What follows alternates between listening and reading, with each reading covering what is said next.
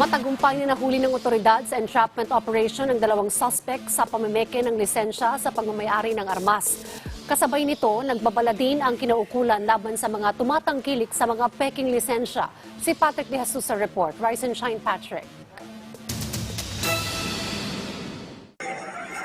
Arrestuin ka namin sa salang pamimeke. Ikinasa ang entrapment operation sa bahagi ng Recto sa Maynila, alinsunod sa isinasagawang crackdown ng PNP Civil Security Group sa mga gumagawa at nagbebenta ng mga peking lisensya. Arestado rito ang dalawang sospek na namemeke ng License to Own and Possess Firearms o LTOF. Kumpiskado sa mga sospek ang mga peking ID, gayon din ng computer device, printer at plancha na ginagamit pang imprenta at pang laminate. Pagdala ng card, sir, i-layout po sa computer.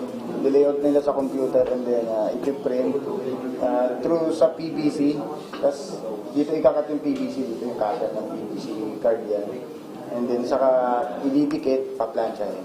Bukod sa LTOF, maging lisensya ng security profession para sa mga security guard ay pinipeke ng mga sospek. Hanggang 1,500 pesos ang bayad sa kanilang serbisyo. Pag may lumalapit lang naman po, pero pag wala naman ito naman po, parang contacts lang po. Yung mga taong naloloko nila, nagmamadali, ayaw sumunod sa tamang proseso, gusto ng shortcuts. Kasong falsification of documents ang isasampa laban sa mga sospek. Nagpaalala naman ng PNP-CSG na mananagot din sa batas ang mga tumatangkilik sa ganitong serbisyo. Ang mga lisensya o ID mula sa PNP ay may security features na hindi basta-basta mapepeke. Hindi lang yung mga taong nasa likod ng peking ID ang posibleng makasuhan.